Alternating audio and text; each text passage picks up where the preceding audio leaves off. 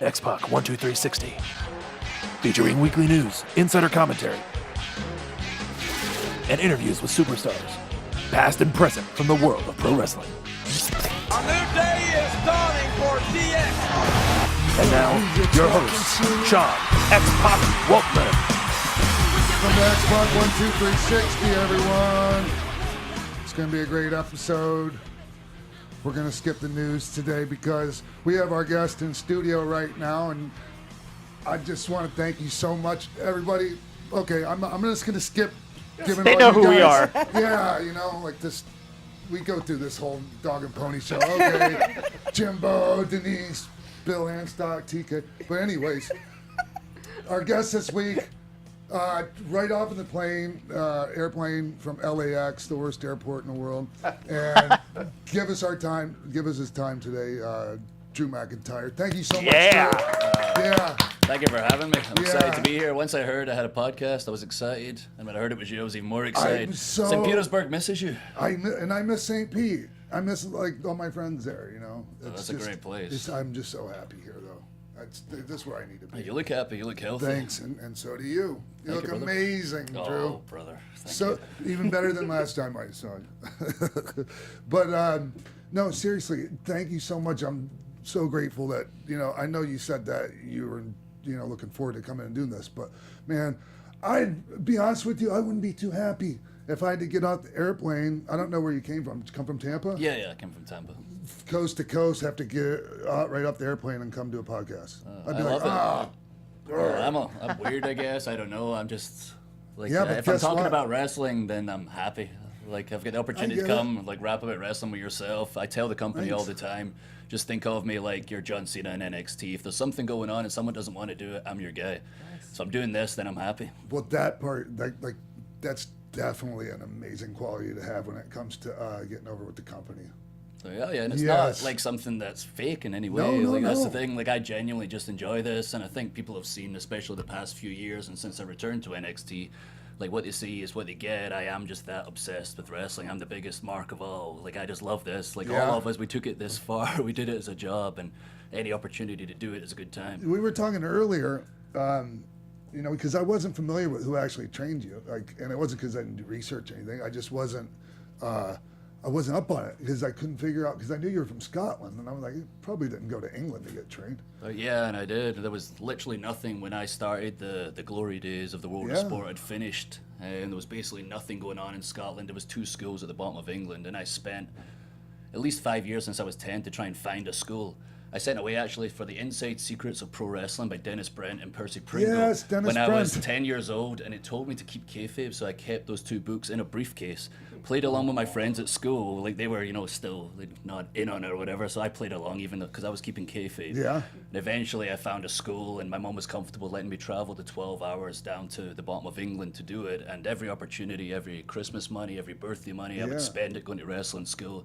And eventually myself and a few friends started the Scottish wrestling scene, which today is probably the biggest wrestling scene in the world. I was It's just pretty over cool. there, but so I'm pretty sure you would tell me earlier, 10 years old, right? You kind of started thinking you were going to pursue it. Oh, yeah, I knew. Me too. Like, I was just like, I'm like, everyone's like, you know, that's that American thing. Like, no one from Scotland's ever just gone to America to WWE or whatever. And I was like, no, that's what I'm going to do. And I kept saying it and saying it and saying it, and eventually did it. And I tell everybody, no matter what your dream is, if you believe it enough, it's really as simple as just believing it.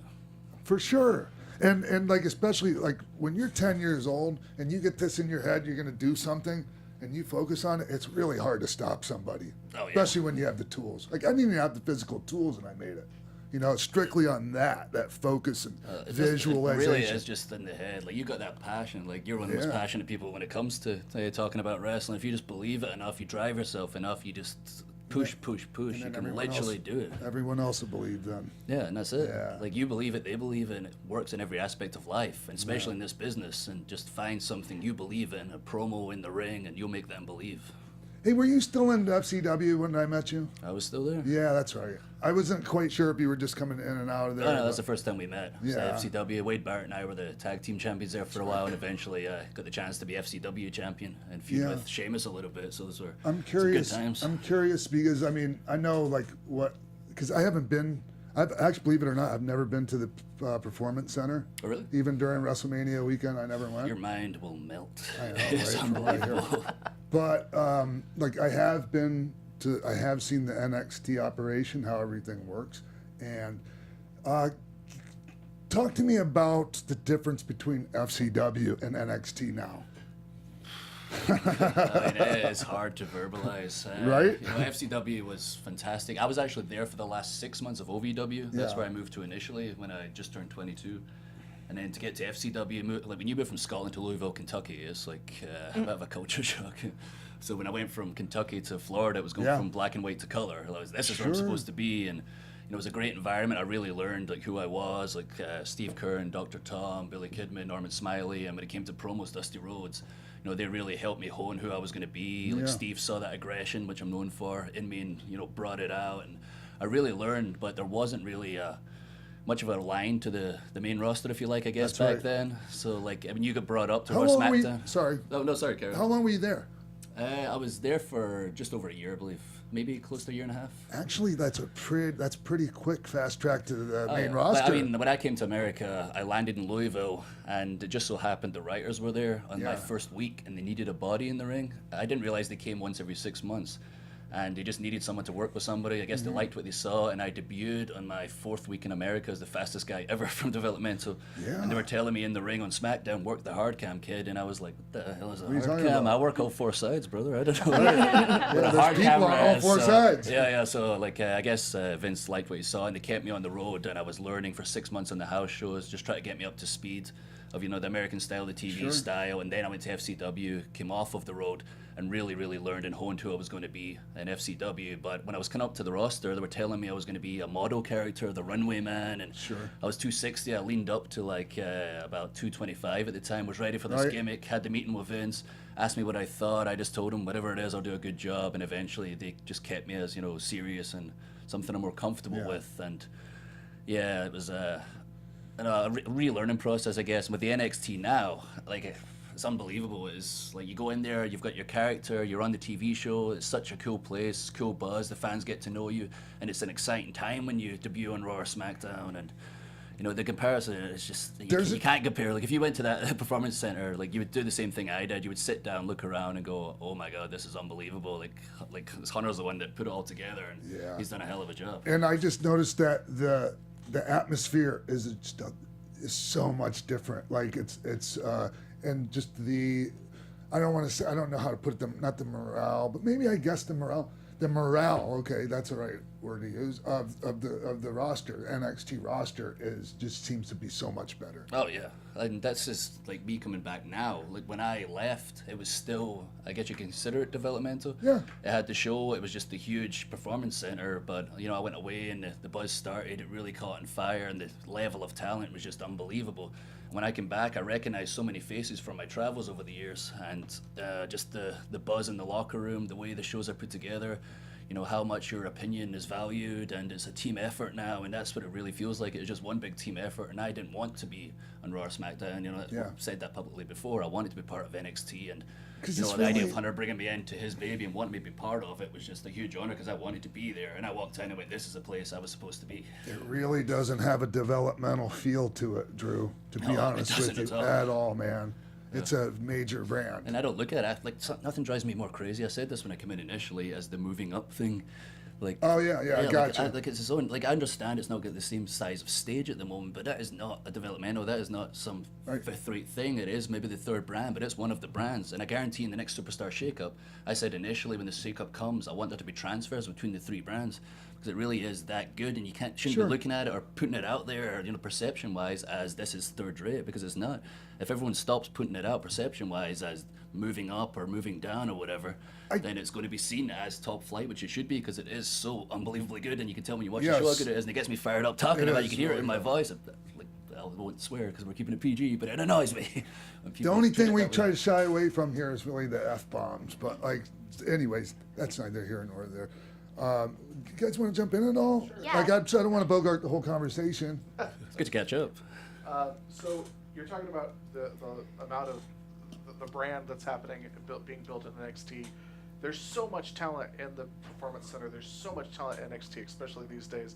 just tons and tons of people. Do you think that there's ever going to be a point where NXT goes to more than an hour as a show?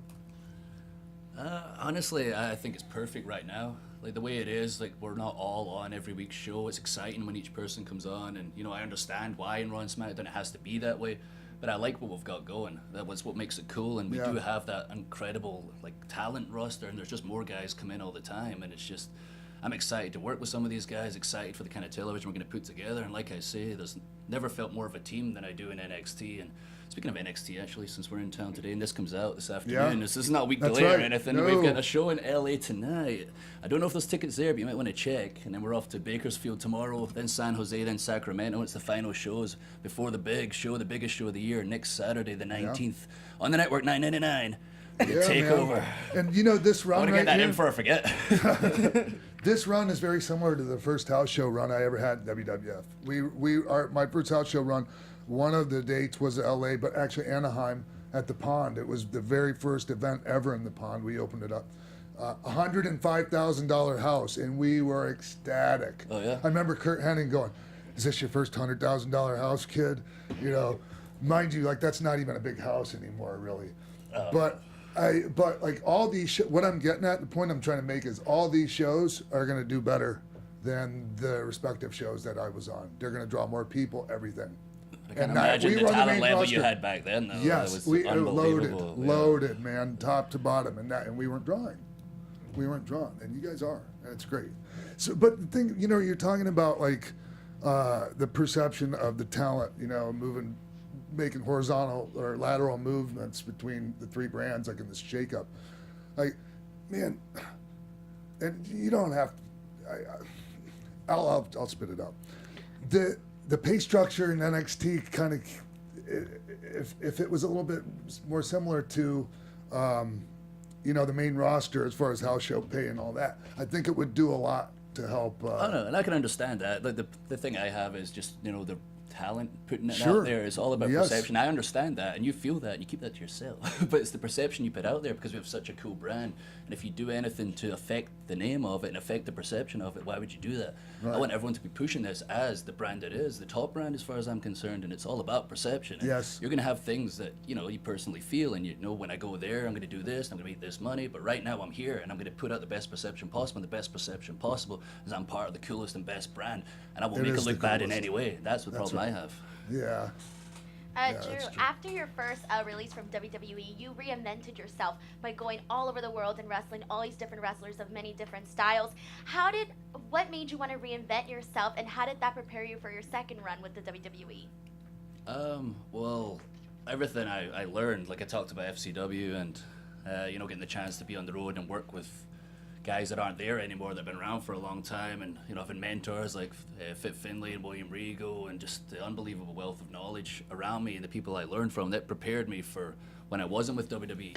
Like I had all the tools necessary that I was able to sit down and say, look, like my wife was asking me, you okay? This is, your life's work and whatever. And I said, I think so it's going to get pretty cool right now. I have a clear vision of what I want to do. I wanted to go back to Scotland to a company called ICW, Insane Championship Wrestling, put my mission statement out there, let the world know, that I'm coming, I've got a lot to offer, and, the Scottish wrestling scene, the UK wrestling scene is about to reach a level it's never reached before. And I said some very bold things back then for the guy that was just in 3MB, and a lot of people paid attention. Mick Foley went on Austin's podcast, talked about it. A lot of people really, put it over, but in the end, a lot of people were like, all right, that was a good promo, but that's that 3MB guy. And thankfully, just through hard work and the talent level we have in the UK and all the places I was fortunate enough to work with, we really pulled together, and business grew to the point where the show in November there, when I returned, there was 1,500 people there.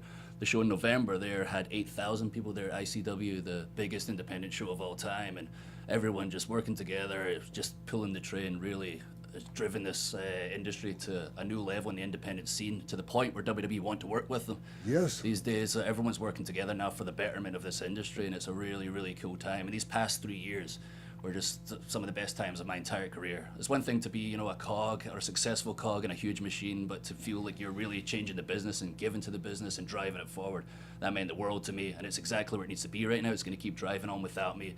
Now it's my time to come back and finish what I started in NXT. And in the UK scene there's a distinctive UK flavor, that makes it British wrestling. or UK, however you want to put it.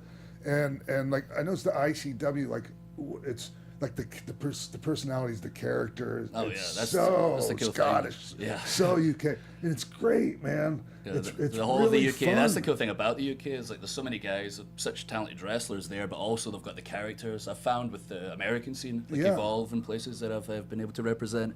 You know, it's very in-ring based, and it's the top in-ring wrestlers on the planet, perhaps. And then when it came to the UK, we got great talent, but with these crazy characters as well. And you know, to be like going back there with these crazy characters, having fun, but also they're guys that I come up in the scene with like 15, 16 years ago. And just having that success with your buddies is the craziest feeling in the world. Being able to share that with them, right? Oh yeah, and sit back after a show and look at each other and start laughing and go, we just drew the biggest independent show of all time. Remember that time in the first show when we had 20 people in the crowd? It's an amazing feeling, man. It's like unbelievable. That's truly living the dream. Yeah, that's amazing. Well, speaking of all your buddies, you made your debut at Bola for PWG, and there's this great picture of you and all your UK guys hanging out behind the banner. How important was that to you to not only make it to PWG, and what was your experience like there? That's the place. So when you, I guess, are accepted in PWG, you feel like you truly made it in the independent scene. And you know, to the ones who know, that's the mecca of independent wrestling. And I had the opportunity to be part of Bola. A lot of people had, you know, put a word in. You know, you need to give Drew an opportunity because guys from WWE past or my size are generally not given that opportunity in PWG, and I got that chance, and Roderick Strong actually is the one who said you should put him with Mike Bailey. I know he'll have a good match with him. Roddy's one of my favorite opponents in the world. And that night, you know, I was a little nervous, but I got in there with Bailey and we, you know, bust their ass. The crowd were just unreal. The atmosphere is unreal. And at the end of it, I got the, you know, please come back chant, and, you know, saw everybody's face afterwards and just had that feeling. And I was like, wow, I feel like I've really arrived in the independent scene. And, you know, for a guy that doesn't, you know, fit the stereotypical mold of the PWG wrestler, that felt, you know, pretty cool that I was able to do that there. Did you know of Mike Bailey before you wrestled him there?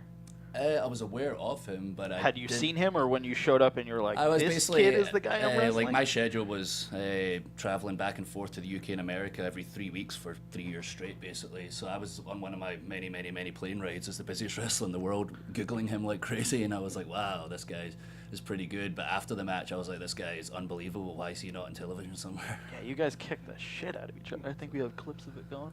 Or yeah, we did, but. Oh, he's great. Like in a safe way. Like that's the way that I believe the business, you know, should be. And what draws the most money is, you know, looking like you're having a actual fight without walking away with any injuries. Go ahead. Was there anyone on the indies that you didn't get to work when you came back that now you're back in NXT that you're like, man, I really wish I would have had a match with that guy before I came back? Honestly, I think I pretty much got the chance to work with everyone. The big match everyone kept pushing for the first couple of years was Drew and AJ for a long time, but that's something that could conceivably happen now. Yeah, but that's basically the only one initially when he signed back. Everyone was like, oh, especially me. And again, right now, with coming the superstar shake-ups and when the three rosters are seen as the three rosters, that's something that, well, it wouldn't conceivably happen. It's going to happen, like McIntyre versus AJ. Oh, yeah, for sure. How has the transition been for you? Because, you know, when you were in the indies, you were wrestling like 25 plus minutes a night, you know, going hard all the time. And now you're wrestling, you know, a different style where you don't get as much time to tell a story. How is that transition for you? To be honest, I do, aside television, I do get that time, like on the NXT live shows that I just mentioned. We got one in LA tonight. We do get that opportunity. We're not told to hold back in any way. We've never been told to hold back in any way. And this WWE style thing, it's not really a WWE style. It's just doing something that makes sense. Like that's one of the biggest things I took from here was learning how to tell a story and do it in the right way, and also have a good match. You can do it all. You can tick all the boxes if you just learn how to do it. And that's the biggest thing I took back to the UK scene and trying to show guys, you know, how to do it and help, you know, bring them up. So I'm a little bit off track here. Oh, yeah. You're like, reel me back in. I know, I will go off on random subjects. What was the original question? I was about to just start going off on a big like changing your style from TV wrestling. Yeah, that was it. I was about to just go off on a big talk about the UK scene. I was like, wait, that wasn't even the question in the first place. I love Do you feel like you changed your style? But no, that's the thing. It's about you know, telling a story out there is the biggest thing of all. And like even like the television matches you can have, if you get 6 minutes, you're gonna make the most of that 6 minutes. It doesn't mean cram 6 1,000 moves in the 6 minutes. You're going to pick the moments to get your face time, to get your story over. It's a short story, but chances are the story's about one particular person. And when the other person knows their role, you work together, and that's what it's all about. And once you learn the key to ticking all the boxes and getting both guys over, getting the story over, and having the good match, even if it's a short match, that's when you really start thriving. And the biggest thing of all that I've finally done over the past few years, I relax these days. Yeah. When you relax, you actually enjoy yourself. The fans enjoy themselves more, and you remember everything. My first few years are just a blur because I was so tense the whole bloody time. Yeah, it's really hard to keep yourself in the moment too, man. When you're like that, Yeah, like exactly. It's just, it's like what's next? What's next? Well, speaking of the UK, I know you have your match against Bobby Roode at TakeOver for the NXT title. Maybe when you win that title, will you plan on being the first guy to win the NXT title and the UK Championship together? You want to go face Pete Dunne? Absolutely. Why on earth wouldn't I? Have you ever worked with Pete Dunne? I've never actually worked with Pete Dunne one-on-one. We had a tag match during the Download Festival with NXT. We got to interact a little bit. But yeah, I would love to work him. He's a hell of a talent, and just a testament to the level of the UK wrestlers. I keep talking about the UK scene. I love That's it. yeah, but it's great, man. But, it's great. but And no, like, it's unbelievable. When I left, we were all basically teaching each other and trying to figure it out. We were building a scene when I moved to America. Yes. I was 6 years of building a scene, and I went away. And while I was away, those guys kept going and kept growing the scene. And when I came back and I saw the level of guys, and I saw people like Pete Dunne, I was like, wow, we're a lot more advanced than we used to be. So Yeah, if I get man. the opportunity, that'd be unreal. But yeah, next Saturday, the TakeOver, like you say, I don't know if we're going to get there eventually, but this is the match that, everything, like 17 years of wrestling, the past few years, just everything I've done has been building to this match. And I'm trying not to, think about it too much because I've got these 4 shows to focus on first, but it's a like, good I way of guarantee looking at it. everybody it's going to be a spectacle. Like if anyone's ever watched any of my matches and enjoyed them, the Bailey one, Mike Bailey one, or whatever we're talked about already, this is going to be a match that tops all of them. I'm going to bring out things you've never seen me do before. Nice, man. And it's going to be in quite possibly the nicest arena in the world. Have you ever been to the Barclays? Oh, I have. That's amazing, right? Oh, Do you know they have grass on the roof? No. Yeah. Wow. There's a yard up there. Anyways, that's neither here nor there. But I mean, it's going to be a sold-out Barclays Center, and the place is going to be electric. And that's the best feel. That's the best drug in the world, man. Yeah, in the world. I can't even imagine. I got the chance to do a match in Chicago. Yeah. With NXT for the TV prior to TakeOver. I've never done a TakeOver. I've only been back 4 months. This is my first TakeOver, and it's for the title against Rude. In the main event, and it's something that a lot of people might be like, oh my god, the pressure. But I'm just beyond excited for this opportunity, and the way I see it is just everything's been leading to this moment. Sure And my has. story, my ups, my downs, my everything has just led to this match, and I guarantee everyone will be talking about it after. So, go ahead. Was somebody going to say something? Yeah, I think one of the things that makes your matches like so unique and so enthralling when you're watching them is that you're able to adapt to different wrestler styles. Was that difficult for you to, be able to, like adapt to each and every one of them? No, I enjoy it. Like, if everyone was the same, it'd be so bloody boring. But, I love when someone's a different style, different sizes, different styles. Like, I probably work better with the smaller flyers. I was wondering that. But I also, enjoy the heavyweights, slugging it out with each other. But, yeah, I just love when, especially in WWE now, NXT, there's just a smorgasbord of different shapes and sizes. It's not all the jack models or whatever. And, it's cool to get that and different styles and different characters. It's just very different now. And I've been around long enough with WWE to watch it evolve into the way it is now, and people can relate more to these different characters rather than everybody being exactly the same. Yeah, and we were talking, since you brought that up, we were talking earlier about, maybe some guys telling you, hey, you're a big guy, maybe you should work stronger, or, not sell this or that. Yeah. And, we were talking about Scott Hall Yes. and his philosophy, and he's always sold for everyone so he could work with everyone. And it just opened up the possibilities of so many different people you can work with and draw money with. Like if they can't get you in trouble, you can't make any money with them. Absolutely. And I 100% agree with that. And what we were talking about there, it was, Shawn Michaels that mentioned that to me. When people tell me, work like a bigger guy, I was like, oh, well, work like a bigger guy in the right times, but also I'm going to have the good match, and I want to be able to work with everybody. And, we can cover all the boxes that we talked about earlier, just doing it the right way. There's nothing more boring than a big plodding guy, unless you're legitimately 7'4" or something. Right. And Sean hit you with the Scott Hallism, right? Maybe you need to get a bigger TV. Yeah, in real life, yeah. People are always saying to me, man, you're a lot bigger in real life. And I'm like 6'5", 260 legit, like 6'7" my boots. So, and my reply all the time is just go, oh yeah, maybe you should get bigger TV. Oh yeah, that was the standard reply every time. To me now it's like the same. As soon as someone says it's automatic, it just comes out your mouth without thinking. How's the weather up there? Cold. Well, speaking of Scott, you did mention that this time around in NXT, like he's one of your mentors or coaches. What's that experience been like? Oh, Sean. Sean. I've started something. I've not really spoke about publicly yet, but Shawn Michaels teaches pro wrestling at the Performance Center, and when I come in, the contract I have, I don't technically have to be there. I've been fortunate with the deal I have, but then when you've got that opportunity, you're in that position, then it's up to you.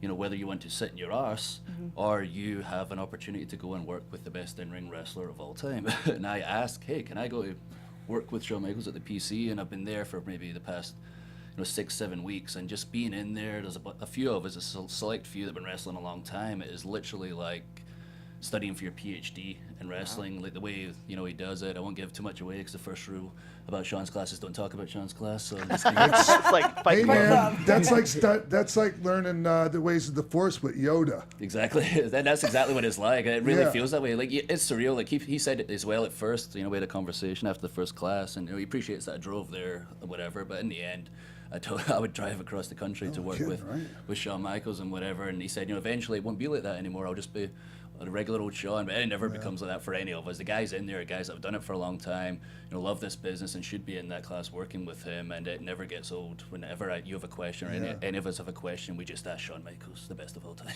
Yeah, right. That's simple. It's pretty crazy. That's crazy. Like I wasn't aware that he had that kind of that advanced secret, Right. Oh, the top of the class. It's been he's talked about it himself, but it's not talked about too much. So I was just surprised they actually talked him into selling his place in Texas and moving to Orlando. Yeah, as soon as I heard he was there, that was the first thing I was thinking. How am I going to weasel my way into this thing? And then Hey, can you say who else goes to the secret class? I don't know if I can. All right, don't. So, gotta remember that first rule and second rule. well, being such a lifelong fan since you were like 10, working with Shawn Michaels and having him as a mentor now, would you say that's your biggest mark out moment you've had in your career? Or I've had tons. So I can't even put into words or remember half the times that I've reacted. I am that big a fan. Brett was my favorite wrestler when I was younger, and I had the opportunity to become close with him, and when I was Intercontinental Champion, we traveled a tour of Germany together, so we were sitting in the bar and whatever, and I've got a picture that I love, with me with the IC title with Brett, and the things that I've spoke about and learned from him, and now I'm working with Shawn, two of my favorite ever and the best ever. It's just that's pretty surreal, and just shows in Scotland in front of sold out crowds, and the opportunity to do promos in front of my family. My mom's no longer with us, but I got the chance to do promos in front of my family. And Arn Anderson told me one time, just say whatever you want. There's one particular one, I got the spotlight put on my mom and dad, and I told everybody to be real quiet and put their hands together slowly for the night. The lights were just right, the music was just right. My mom and dad came together and created me, and I got everyone to applaud for the night. My mom and dad did it. Maybe a sold out building in Scotland. That's great. Later on, she's like, oh, you. And I was like, you'll be telling your girls that at the cards night. And it's memories like that. And she's no longer with us. And money can't buy memories like that. And, things like that. Those are the kind of things that, not necessarily mark out, but lifetime memories that you never forget and this business provides. Yeah, and the memories being the parent. Yeah, as a parent, as myself, annoyed as you act, secretly, I know it's going to wake and Drew did this, and then every other parent's like, oh, whoa, that's pretty crazy. Not you, Jimmy down at the fast food joint can't. Yeah, do this that. is what my son did for me in front of thousands of people. And tell me what your son does for you. So, it's pretty surreal, but that's the thing. It's a sacrifice. I did have to move away. I've been gone 10 years. I didn't get to see my friends and family, and that was the hardest thing of all. But being able to, have memories like that, and follow my dream and all I ever wanted to do, that's, pretty cool. A pretty cool life. Yeah. Hey, let's talk about before you left to WWE, the whole 3MB experience. How do you look at that? Fun. Yeah. Two guys I'm friends with, and then we're getting paid to be silly on TV. Everyone was I know I appreciate everybody out there that kind of fought for me. Drew should be doing something serious, and he's a big guy and he can wrestle and whatever. And I appreciate all that, but the reality is, I wasn't doing anything for a little while at that point.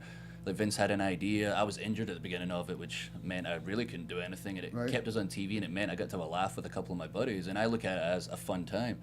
You know, did I have bigger aspirations? Yeah, and I'm still young enough. I just turned 32 last month, and you know, I did all the things that I've done so far. But I look back at that like, man, that was some fun times. And now I'm doing what I've planned to do all along, but that was fun. Yeah.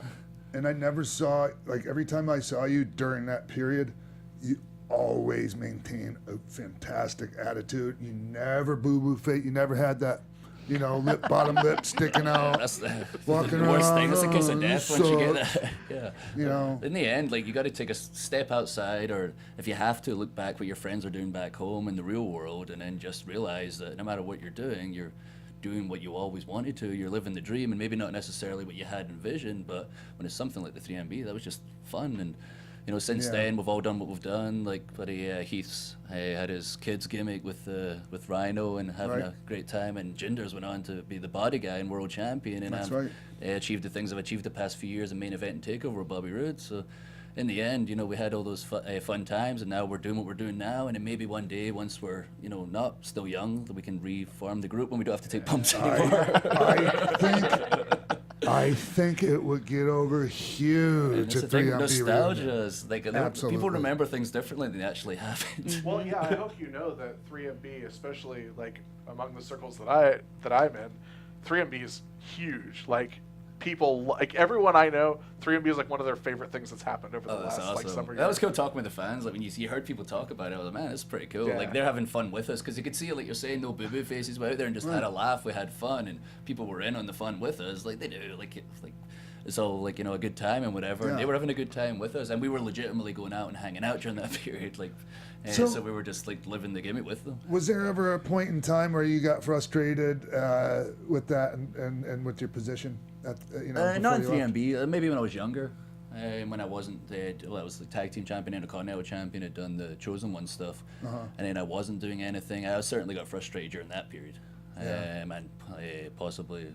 Definitely, you know, acted out a little bit. And was it like a creative satisfaction, frustration, or a money thing, or what? No, it was never a money thing. I don't think maybe I should have more money conversations in my career, but basically, like, you know, the older I get, the more I think that way. The mortgage and stuff now. But no, it's always been about creative satisfaction for me. You know, this is, if I don't feel creatively fulfilled, that can be a bit of a botheration. When I was younger as well, like I was a bit of a, you know, a hothead, and I had a lot of, you know, personal stuff going on. Like my mum got sick while I was, you know, just after that Chosen One stuff, and I was really going through a tough time, and I was really acting out during that period. So in the end, I moved to America when I was 21, 22, and I was inside this bubble growing up in it, and I really didn't have a perspective of the real world. I had to step away. Like, being away was the best thing that could ever happen to me. I stepped away. I became a man.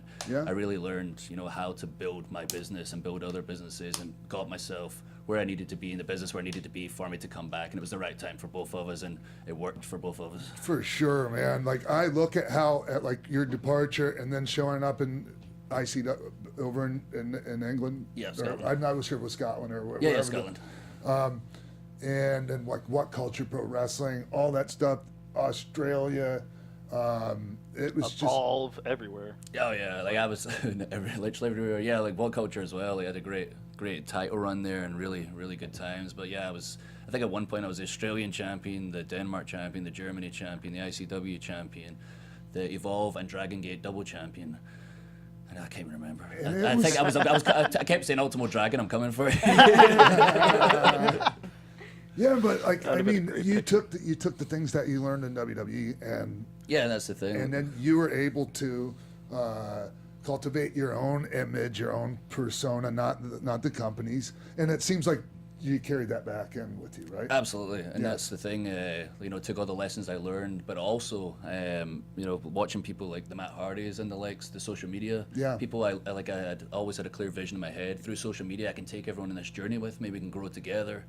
And that's you know, exactly what I did. But yeah, it was such a crazy ride. But I really found myself as a performer and as a man, and really grew up a lot. And you know, I just where I need to be. Like I look back and I'm like, man, like I wouldn't have made myself champion back then. I wasn't ready, but now, like, I'm ready for everything. There's nothing that can be thrown at me that I've not seen done, and I'm ready for, and still young enough to be able to do it all. Now, when you departed WWE, Was there any kind of like fear of going back out into the, I mean, because, once you're there for a while, I mean, you get caught up in the like part of the family, and like, oh yeah, it's like easy to think there's nothing else besides WWE. Yeah, and that's kind of like how I felt when I was there. Like when it came to like the idea of not being there, I was like, man, this is what I'm used to. This is where I grew up. I grew up in WWE, and I became an adult in WWE. So yeah, initially there was, I got the call and I sat down. I was by myself. Like I said, the wife was at work, and I just thought it through, and I went,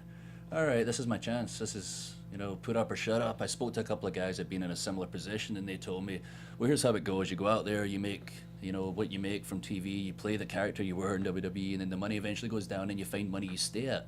And I heard that, and I went, that's not me. I'm not going to be that guy that just goes down. I'm going to make something different. I'm going to be me, and I'm going to grow, and I'm going to be worth more, and I'm going to become one of the top wrestlers in the world. Yeah. And I got that clear vision in my head and just pushed myself, and I don't know how my wife put up with it, because I was never home and was literally the busiest wrestler in the world. And I went from, I know like PWI is not the be all and end all these days, but it meant a lot to me as a kid to watch myself go from the high 300s, and when I left to joint 10 last year with Cena, and that's pretty cool, and like a testament to busting your arse for a few years, and you can really make things happen if you just push and have a very, very understanding wife. It is cool. It is cool, and it's good to be proud of shit like that.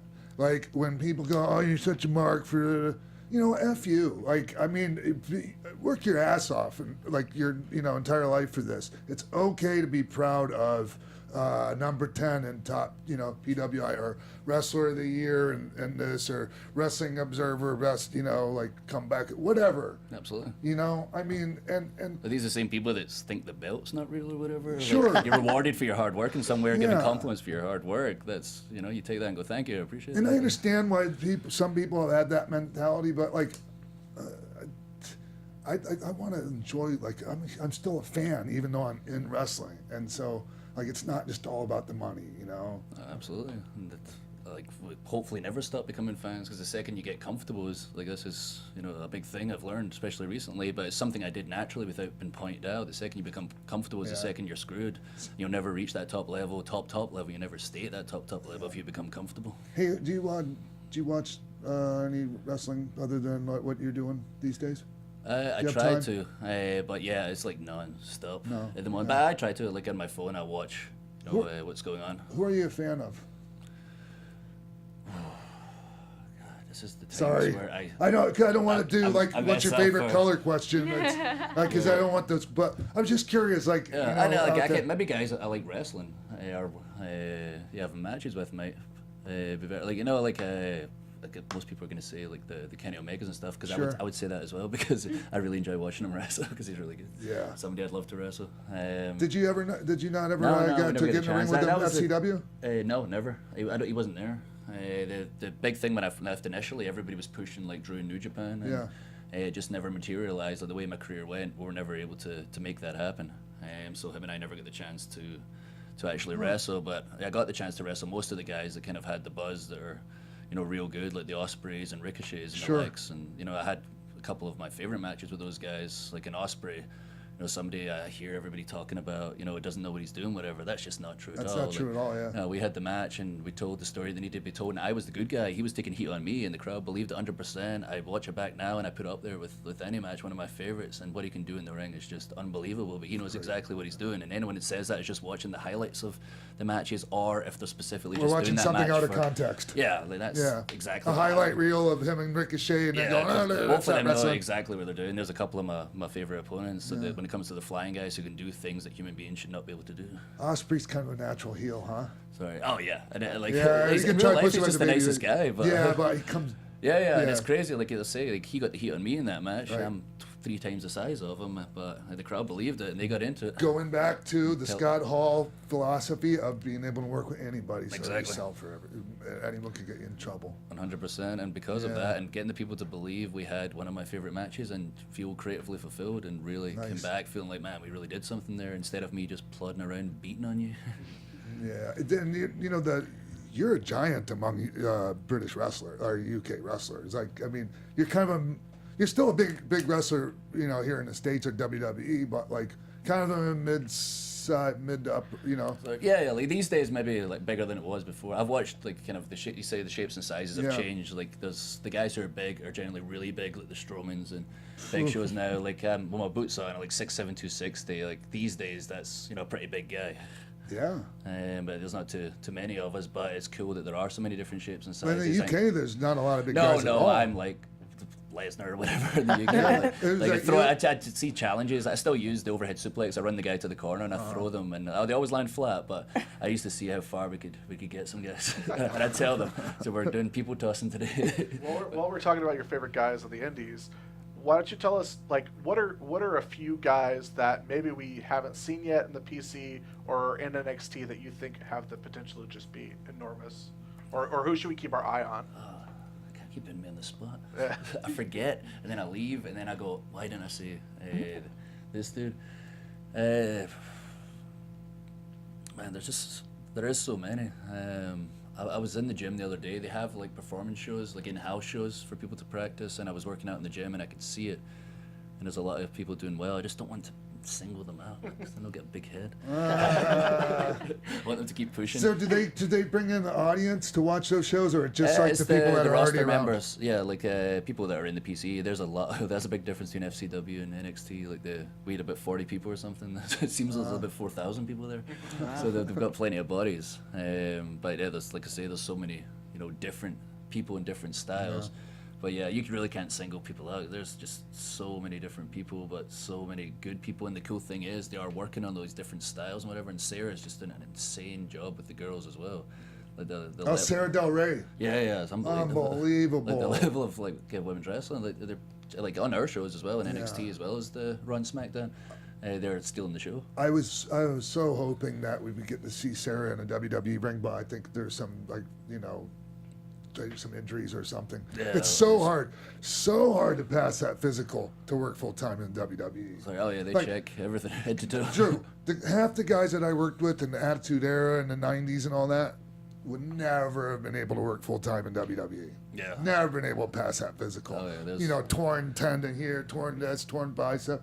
They don't mess around anymore, man. No. What's the physical literally like? Head to toe. Everything.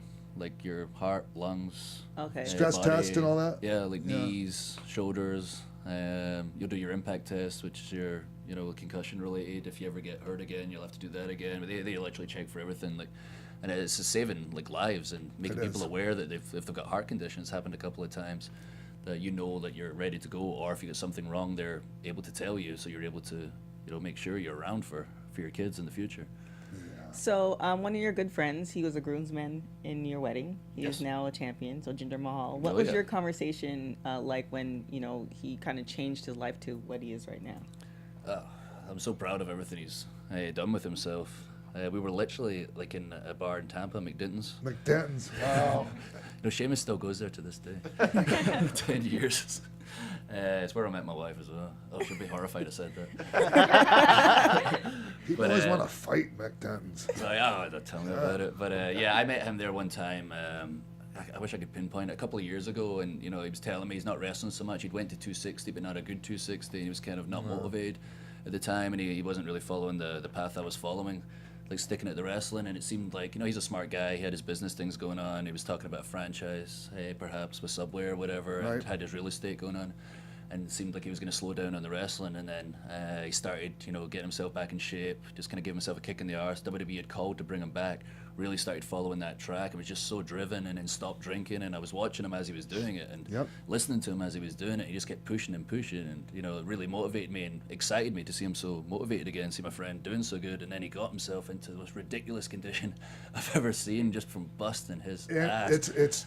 People can roll their eyes or say whatever they want, but man, that is an incredible amount of hard work. The training sessions are sick. I train with him as well sometimes, and he trains like an absolute animal. Him and myself, Sheamus, we bust their ass. But when it comes to diet, nobody touches him on the diet, and he's worked his butt off. They're drug tests regular in the company. That's People can say whatever they want to say, but he has worked his ass off. And I was there the night in Chicago. Like I say, I did the pre-show for the TV for NXT the night before we stayed for the pay-per-view the next day with him and Randy. I didn't want to know the result. I told both of them, don't tell me. I watched it from the crowd. And when he won, most of the NXT roster were going to the bus. I sprinted off like the bloody Ultimate Warrior straight to Gorilla. And then I was waiting there when he got back. I was so over the moon for him. I had to bust out a big 3MB guitar thing when he got the 3 count as well. That's hard work, man. That's what that'll do, man. So hard work, a good attitude. Yeah, you bust your ass, you keep the head up, and like he'll say himself, you know, he got a bit down for a bit, and he was just like, what am I doing? Like, and both of us, we look back and we didn't give it everything we could during that first run. That we could have been not going out so many nights out. We could have been busting our ass a little more, or just certain areas we could have tried harder at. And both of us have the same mentality of, you know, we've learned from our mistakes. We're grown ass men now, and we're going to give it everything we've got. And when you give it everything you've got, then that's when you reap the rewards.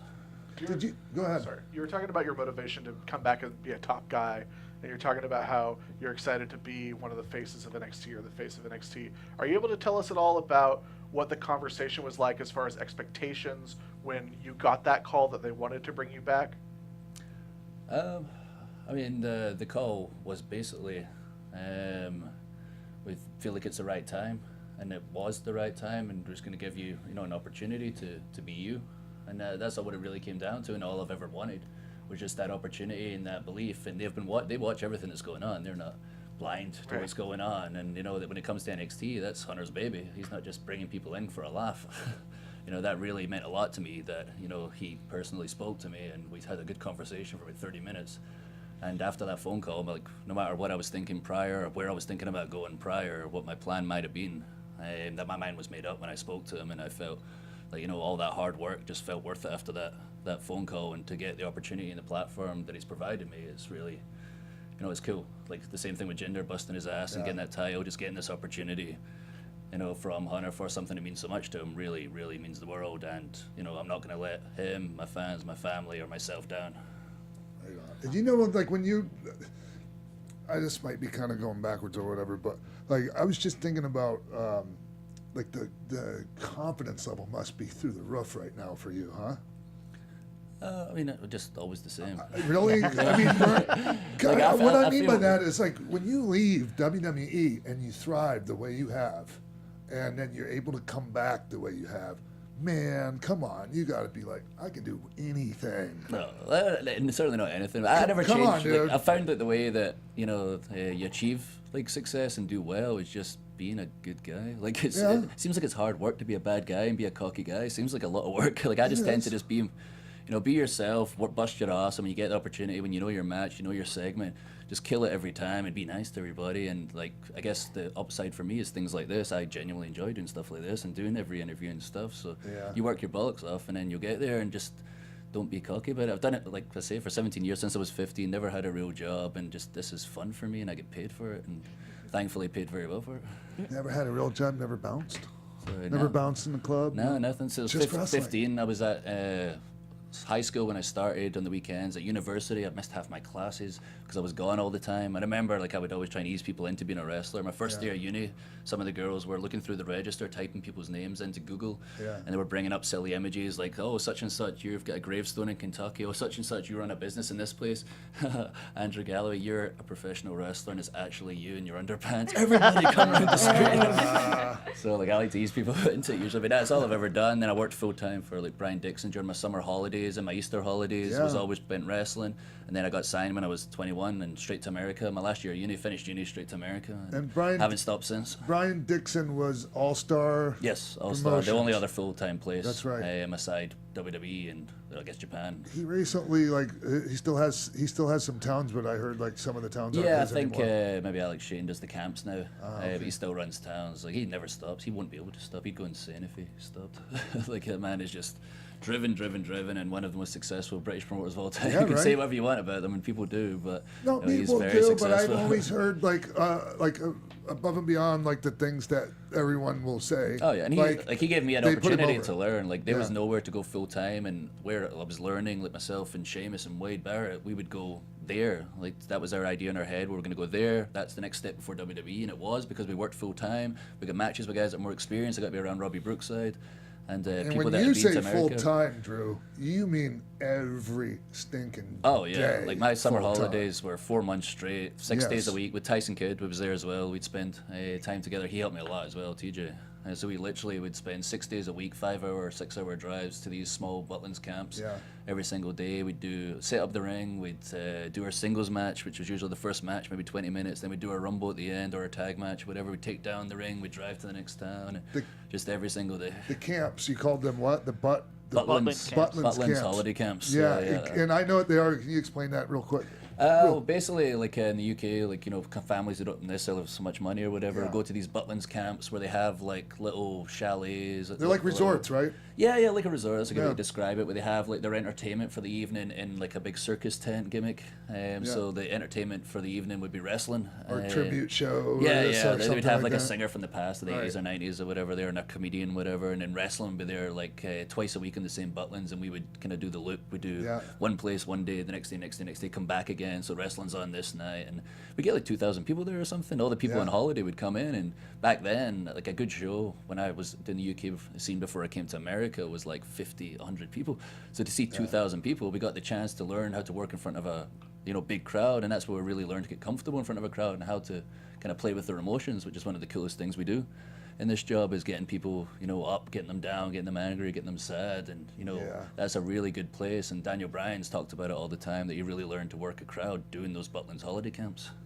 What kind of were you always Drew Galloway when you were doing those camps, or did you have to be like a tribute character at times? No. Would do that. I was Drew Galloway with the kilt, Scottish guy. Yeah, Brian looked after me. He always liked me. I was his big baby face, I guess, with the kilt on that I'd whip off like a stripper when I got to the ring. You mentioned the kilt. It makes me think of your new music. How are you liking your new music compared to your old music?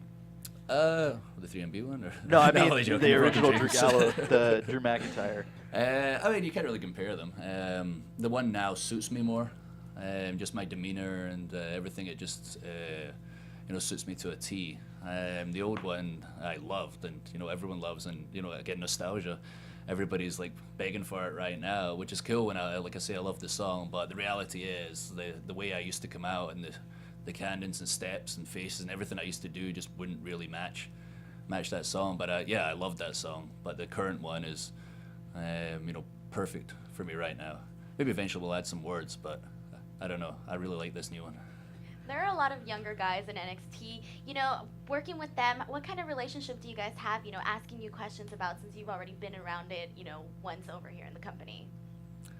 Just anybody that wants to get some advice, I'm always happy to answer. I think people are sometimes intimidated or not sure what to do. Like the younger ones, it's generally the ones that have been doing it for a while that ask, and I do the same. People like myself and Roderick Strong will ask each other to watch each other's matches, and that's usually what you do with your friends when you want to get better. I think the younger ones are kind of intimidated, and they do ask, and some of them will ask me to watch their matches and whatever, but I'm always there for advice. But anybody needs it, like anywhere outside of wrestling or whatever, tweet me. I'm always there. I've been around the block a few times, and I'll be going around the block a bunch more times before I'm done. Have you had any matches with Chris Hero? I have. I actually, my first indie match back, I went to ICW, did my return promo. My first match was with Evolve against Hero, who was the champion at the time, Casuzono. And I beat him, and that was my first match. I won the title off him, and kickstarted my year-long run with Evolve as their champion. But yeah, he's awesome. Yeah, I'm so happy. Last year, he was just killing it. Every show I was on, like if he had a match on it, I don't care if I was on after him or before him, I was watching his bloody match. Sure, and you were in FCW with him at the same time, correct? I wasn't. I was already on SmackDown at the time, I think, when he was. I was watching what was going on, but I did a couple of NXT shows when he was there. Good to see him back. He's again a guy who's worked his ass off his whole life and is so bloody talented. You work with Matt Riddle? Oh yeah. Riddle was my last Evolve match actually. So I beat Hero in the first title, first match, won the title. My last match, I quit match with Matt Riddle. So we had a bit of a feud going on for the last few months I was there, and then passed the torch to him. Great, he's a former UFC fighter. I don't have to convince anybody he's a tough guy. They know he's a tough guy, but the best thing is he's so chillaxed. He's so, hey bro, and he's so like the kind of guy you'd see at a bar and go, this guy here is not a tough guy, and then suddenly you're just lying on the ground like what just happened to me, like a legit badass. One of my favorite moments with us was I was doing one of my usual round the world trips, and I was getting into New York super late. The flight had got messed up. We're going off the air in about 30 minutes or so, and I just touched down. I still had to get my bag. I was talking with Gabe Sapolsky on the phone, like I don't know if I'm gonna make it. I went out and paid one of those stupid people that stand there try to get you to take their cab for double the fare, and I told them I will give you $80 just to get me from here to Laboom, which is like 10 miles, and peak traffic if you actually get me there. So they drove me there like crazy. They were waiting with the money. I ran upstairs, got there just in time for the match before finishing, stormed to the ring. Had no time to hear the verbiage for the promo. I just went out, cut this promo, 'cause I knew it was on Riddle. That's all I knew was on Riddle. I was ranting and raving for about 10 minutes. Called Riddle out. Was legitimately annoyed because I just got off this international flight. Finally, Riddle strolled out. We're face to face. I started cutting a promo. His catchphrase is bro. So I was, you've ruined the word bro for me. It used to mean brother. It used to mean something in this business, and you've ruined this business. You've ruined the word for me. Just all on the fly, just going off the top of my head. Ranting and raving, spilling my guts out to him, like on my knees at times, shouting at him, and he just looked at me and went, chill, bro, and dropped the mic and walked off. And I was like the coolest one. I was like, chill, and I tore the ring apart. It just went crazy. But that man is so over and so cool. Yeah, he's amazing. While we're talking about amazing indie workers, how soon do you think it's going to be before Keith Lee is signed? Very soon, I imagine.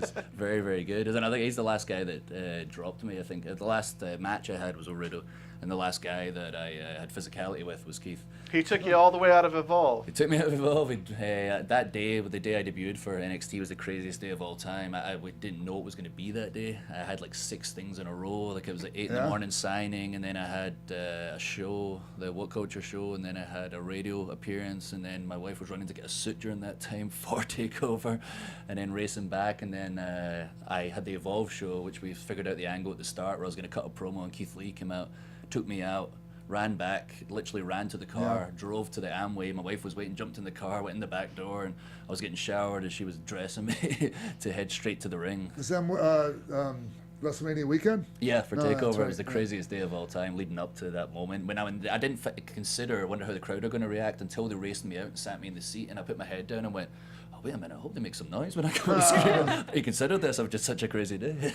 And they did. Oh, thank God. The smile on my face was legit. That was a cool feeling. And working with Gabe Sapolsky, how's that? Oh, he's great. Yeah? Can you talk about that, like creative wise? He's just fantastic. He thinks so far ahead. He's always just gets me. Talent friendly too, right? Yeah, great. I got along fantastic with him. You know, the deal was in the beginning. The reason I was going to do the Evolve show was Trent Barrera and I were hanging out. He's a good friend of mine, and I told him my plan, and I was like, I need to get on these shows with guys that can wrestle. And he said, you know, the Evolve show's here. You know, money-wise, it might not be great, but you can, you know, get that opportunity, get that platform, and I can probably get you against me. So Gabe was like, oh, well, he's a former WWE guy. I'll just give him a shot. Trent got hurt, and then Gabe had seen my Scotland promo, kind of got a feel for what it was all about, and was like, I think we can maybe do business, and then put the title on me, and then from there we just worked together, and my goal was take the Evolve title around the world, defend it around the world, get the name of Evolve around as champion, and he would come up with these fantastic stories for me and kept me relevant and really taught me a lot during that time. And he'd always have everything so planned out and well, like in advance, which was kind of he's a visionary. Yeah, for like, sure. For me, and he works. You know, he's in NXT now, and the guys, I was gonna say, man, I heard that he was helping creatively at NXT. Yeah, so he's able to, you know, help out for me because like if people have not been familiar with my work, which a lot of the guys are, the staff there is fantastic. But you know, Gabe's able to say like, hey, if you give Drew a mic in the ring, that's kind of a stronger area for a guy who wasn't really a promo guy before. Like now, over the past few years, I've really got comfortable in that environment and thrive and love when I get the opportunity to talk to everybody, because all I do is say what I really feel now, and if it's something that's a storyline, I'll find something I believe in. Yeah, if it's coming from a real place, man. You don't have to be a catchphrase or something clever. It's easy, and that's the thing. They don't write it for you. Yeah, they're not going to hand you a script. We're not actors. Like we're, you know, they work with us. This is what we need to get across, and then that's the cool thing about, you know, the NXT. It really is a team effort, and they want to give the best possible product, so they work with you, and that gets the best possible results. Yeah, you get a little bit more leeway there, right, on things as far as. I mean, I think it's probably a different run SmackDown as well. I can tell just watching it and talking to the guys. Like I think, you know, people are getting trusted a lot more, and it's building that trust as well. You know, that's the cool thing about NXT. You know, you get the chance to be there, you get the chance to build the trust, and then you get the chance to do it on Raw. And really, like, come on, if guys are able to come up with their own verbiage, like it really helps the writers because it's less work for them. Oh yeah, 100%, and that's cool having that, you know, trust in that back and forth, because the writers are great. Like I just did the show the other week where it was kind of my first time talking in the ring, where I was talking you know, about my title shot on Bobby Roode and whatever, and we sat down and we're bantering back and forth, and he came up with some great stuff but was putting in all my ideas, and it was, you know, cool that they were, you know, willing to work with me that way, and they're so creatively talented. In the end, it was a team effort. We come up with something, and then I went out there, didn't necessarily say what was on the paper, but basically said it was on the paper, but I meant every word of it, and it's the biggest response I've had from the fans, and also backstage since I was in the crowd in Orlando, just for the first time I talked. It was the first time I've really done a promo on WWE TV as myself. That was your most recent, like, We Are NXT Yeah, promo that you did? Yeah. That was awesome. So when Vince McMahon sent you to, like, speech school to work on your accent, what was the hardest trait you had to break? I only went to a few of them. But yeah, basically it was based on a conversation backstage. Like I was fired up about something, and again I was a kid and not exactly was diplomatic when I came to stuff. I just kind of burst in to his office, and I was going off about something that was annoying me and doing it in the wrong way. And when I, the accent, when I get excited or I'm talking too fast, or even right now, you can hear when I get into something, I get a bit passionate about it. It's hard to understand me, and he just kind of watched me for 5 minutes, spill my guts, and then told me, I think we're going to send you for elocution lessons. Never got an answer to my question. But, looking back, I was like, man, that was so unprofessional. But, yeah, I did the classes, and all it was basically telling me what I knew already and what I did when there was a camera on me or I had a microphone in my hand. I just had to be conscious of doing it more around, work and backstage, at least. And the more I worked on it at work and the more I did it in real life, the less people in general started going, what did you say? Which literally happened for the first 4 years of my life in America. Did you have to bring proof back that you showed up to class? So no, I didn't, thankfully. But yeah, it made a big difference, like I say, to my personal life, because it was annoying getting everybody saying what to me every 2 seconds. So when I go back home, I was talking about this earlier. Yeah. But when I go back home, I get no more crap than I do from Scottish people. And I apologise to Scotland. I know I've got the American Scottish twang going on, but the reality is we have the hardest accent to understand in the world. It is. It is literally the thickest accent on earth. So I'm still doing it for Scotland. Don't worry, I'm doing it for the UK. But I need the world to understand us. So I have to talk this way. I just spent a week with a guy with a Geordie accent, and you're way easier to understand. That's worse. Yeah, Pac, like Neville does a good job. Like enunciating his words, but he's still got that accent. Yeah, but don't people now tell you back home that you sound like you're American now? Yeah, a lot of people say, "Oh, where in America are you from?" When I'm in Scotland, I look at them and go, "I'm from Scotland. I'm from 30 minutes from Glasgow. I spent 21 years there, but I have spent a third of my life in America, so I'm like a third American." I guess. Hey, everyone, like, if you guys have any like great questions, like hit Drew with them now, because we're gonna let him go pretty soon here. So, okay, your time in TNA, you left as soon as, around the same time that the new regime was starting to come in. Were there ever any talks with them about creating a new contract? And if so, what led to your overall departure with TNA? I mean, first of all, a really great time there, a great run. Big, John Gaborik's the one that brought me in, and initially I didn't want to come in to the company. I had 7 months into my indie run. It was really on fire. I didn't want to be on TV. And he just wouldn't take no for an answer. He was like, I'm going to let you be yourself. And he stuck to his word, kept me as a top player. I was a champion there. It really meant a lot. And I was filming TV like 3 months together at a time. So I was able to do all my stuff around it. And it was a really incredible run and helped grow my brand and show the world who I really was. But yeah, around about that time, obviously the changeover was happening. There's a lot that goes into it and a lot that has to be done. But it got to the point where the contract offer came too late. And my wife and I had already made up our mind that we were going to, move on for that time. And there was no hard feelings. It was a very mutual split.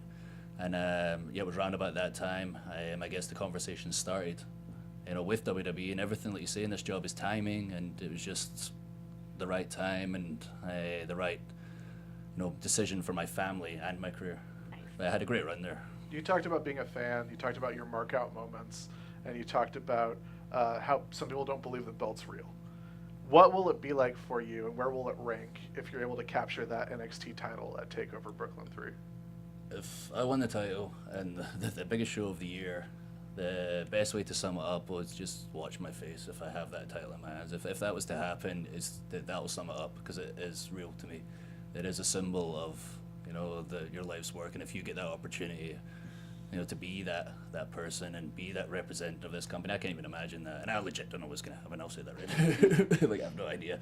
But, if you get that opportunity to represent a brand in general, like I've been so, blessed to represent so many people as champion. I've been Intercontinental champion, been tag team champion. But if you get the opportunity to be the face and figurehead of somewhere like NXT, that's a hell of a pat in the back. And that's, that makes every journey, every bump, all the pain and stress and being away worthwhile. So you'll be able to tell in my face after the match if that was to happen. Drew, I'm sorry. Do you guys want to keep on going? No, go, Sean. Do you have any guys that when you're when you and Bobby are finished with your program that you're looking forward to working with an NXT roster right now? Oh, for sure. Any picks like, hey, okay, this is who I want to work with next? So the good thing is, like, it's not me just saying it. There is so many. Yeah. Like Roderick Strong and I have had great matches many times, and we're looking forward to getting the opportunity on the NXT platform. Aleister Black's been built up fantastic right now. Yeah. We've had battles in the past that I'm really excited about. The idea that we're both been kept, separate. We're both good guys right now. We're building up our thing, and this time it's going to mean so much more when we get the opportunity to work together.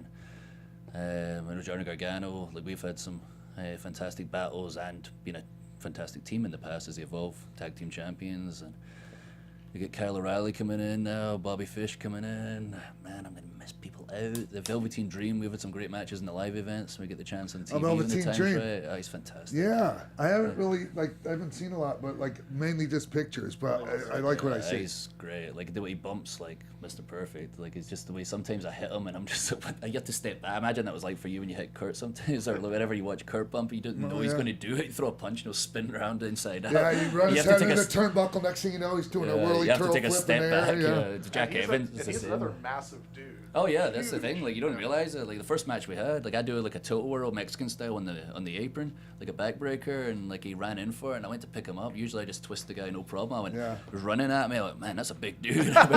Get my weight behind this one. But yeah, just the way he bumps is unbelievable, and he's only like 22, 23, and just like his mind for it already, he's just so much more advanced than he should be. But yeah, those bumps get me. It's like Jack Evans at the PWG the one time. I don't know if you saw that. When I slapped him when he came off the rope, the guy spun about 3 times before he hit the ground, and I stepped back and just went, I had no idea he was going to bump like that. You just got to go with it and react with it. But yeah, the whole roster is so good. It's so hard to single people out, and I know I'm going to leave and go, God, I should have said that guy. But they'll get over it. It really is, that incredible the talent level. Yeah. That's why it annoys me whenever we talk about this bloody. I just figured, man, you probably mouth is watering of all the different possible matchups you have here. That's why I'm absolutely buzzing. Like, just have the incredible talent roster already, and then just the guys coming in just are adding to it like crazy. And everyone, says, like, whatever they say. I remember the last takeover, they were like, oh, this is probably the weakest takeover we've had. As soon as it was finished, it was the best takeover we've ever had. And when they say that, what do you mean? Like leading up to it? Like I just remember last time, like, I listen to the fans, like, around and in the Twitter or what I hear just in real life. And I remember before the last one in Chicago, like, people were like acting like it was not going to be a great show. The rest have been so great, whatever. Afterwards, everyone was like, that was the best one by far. And that's the cool thing about Takeover. There's only 4 a year. They're always a spectacle. Everyone busts their arse, and we've got like a little silent competition. I'll say it. SummerSlam's the next day. We want to top SummerSlam. We're going to top SummerSlam. I think I think that it's very, very well maybe that the crowd is hotter for the NXT show than it is for the SummerSlam show. And that's the plan, and that's what's cool. Like, what it was like back in the day. Like, we wish we had a WCW or whatever to have that competition. Like, they've got the Raw and SmackDown now with the friendly competition, but NXT is right there. We've got that friendly competition with everyone. We want to show everybody we're the best, and Takeover's our night. It is. Well, go ahead, guys. I watched an interview recently with Grado, and you and him have a long history. And he told a story about being 15 at a seminar with you and Jake Roberts, and Jake Roberts singling you out as this guy is gonna be the star. What was that like? Yeah, that was pretty crazy. I don't know if you remember that. I mean, well, I guess it was Jake Roberts, but did you understand what he was saying? Yeah. We're from the same town, if you can believe it. Oh, you and Grado? Yeah. Oh, yeah. Like, I'm from, we're both from Ayrshire, like same place as William Wallace and Robert the Bruce. Is that what your original accent sounds like? Is Grado's accent? No, I never talked like that. It's yourself. But yeah, it was crazy. They got Jake in for a seminar in Scotland. It was around about the time we just started building the Scottish wrestling scene. There was a place called East Kilbride, and we had like an adult who rented out the post office since we were all kids. And we just kind of teach ourselves how to wrestle. And Jake was living in the UK at the time. And he came down for this seminar, and he was, teaching us pretty much the basics and just talking. A lot of the stuff I wish he would tell me now because it was going over our heads. Yes. It's kind of stuff Sean does now and talks I retain. But there was a point where he pointed at the end of it and said, "This is the guy that's gonna do something. This guy that's gonna make it." Which is pretty crazy, looking back now. And I honestly forgot until Grado brought it back up, and I was like, "Man, I totally forgot he said that." It's like stuff like that. You appreciate and you say thank you, but you can't let it get to your head, or that'll be your downfall. Yeah, I was gonna say, or you can let it get to your head, and be your downfall. Well, we got NXT tonight. We got NXT in Bakersfield on the 10th, and San Jose on the 11th, and Sacramento on the 12th, and then the big takeover on the 19th. So look forward to seeing Drew at all of these shows. Hey, so do you have any other things going on, like, you know, in your life that you want to talk about? You know, like any outside projects or anything? Man, I'm so boring. My life has revolved around wrestling forever. Right on. It's I just funny wanted to because ask. I'm so used to having like 5 or 6 different companies I'm trying to build Yeah. at one time, and now just all my focus is in NXT, which is pretty cool that I get to give it all that attention. But yeah, that's NXT, and I actually get to be home and see, you know, the wife and the cats, and No babies in the future? in the future, but yeah, not till I'm home. Like, Right on. like it's bad enough not missing the cats or whatever. So I don't want to be missing the kids. And it's cool. Like we've got the house now, like as I say, in St. Petersburg, and Well, he lives like right in my old neighborhood, 4th Street. Never mind, I'm not gonna tell everyone. what he means is 93rd and a half street. But no, it's cool. Like actually having something I can point at and say, jumping in my head for my entire life, bought that. So, 10 minutes, 15 minutes tops from the airport. Yeah, Nice yeah, drive, it's right? perfect. Yeah, I it's love great. the area. No one's ever lived in it before. It's pretty cool, just like I say, to have something you can say, like, oh, no, wrestling got this. That's pretty cool. Tampa is such a sweet airport to travel on. Oh, Tampa's the best. I hate Orlando Airport so much. I feel bad for all the other NXT guys because they've got to fly from Orlando. They're actually probably flying from there today. They are. You got in earlier, right? Yeah, they get in like 3 hours later. It's probably because of the airport being so terrible. Probably. Not because of a later flight, because of that airport. Hey, let's let you get the hell out of here and try to. I'll stay here all day. I'll talk all day. I'll drive you crazy. so You'll force me out grateful, eventually. And we could just sit here and talk for hours, and it would not get old. But we need to get down to NXT in a little while. Anyway. Oh yeah, I got that whole show thing. So man, Where can everybody follow you? Not down the street, but on Twitter. What am I at? I need to check it now because we changed it. It's D McIntyre WWE. You can follow me at the Twitter, and I got an Instagram, but I've no idea what that is. It's the one with the tick beside it. And then Jimbo? You can find me on Twitter at Jimbo in the Booth. And you guys can find me on Twitter and on Instagram at _Denise Salcedo. You can find me everywhere at Sundown Motel. And don't forget to follow us on AfterBuzz TV. Follow Sean at The Real X-Pac. that's it. Leave those DMs. IG, he's like, no. X-Pac12360. Facebook, X-Pac12360 Show. Don't forget to sign up for our newsletter that we have out. Facebook and where else is it? And you can sign up on Facebook. We have the link, and then you can also, we have it on Twitter too, so we have it everywhere. And then iTunes, make sure to leave 5 stars, comment on our YouTube page, all that great stuff. And you can follow me at TK Trinidad. Sean What? at The Real X-Pac. And Yeah, your shirts she- at ProWrestlingTees.com/Sean Waltman. That's right. TK already got my Twitter. It's tying it up 'cause Yeah, he doesn't like doing thank that you. stuff. I you don't know? like shilling for myself. I need to learn. Anyways, yeah. Hey, it was great having you, man. And Thank you for having me. yeah. Oh, you guys. Hey, we didn't get. Did we give him a pop when we announced him? Oh, yeah. That's Yeah. all Oh, right. big old pup. I Oh, forgot. you've got Lulu. Yeah. Anyway, all right, everyone. Hey, I'm not sure who the guest is next week, but We have we'll be somebody. back next week right here on X-Pac 1, 2, 3, 60. From executive producers Maria Menounos, Kevin Undergaro, Phil Svitek, Sean Waltman, producers Jimbo Frank and TK Trinidad, managing producer of AfterBuzz TV Wrestling Mark Donica, and the entire X-Pac 12360 staff, we would like to thank you for tuning in. Like us on Facebook, rate and comment on iTunes and YouTube. Follow X-Pac on Twitter at TheRealXpac and email us at xpac12360show@gmail.com. This has been a presentation of the AfterBuzz TV Network. Buzz you later.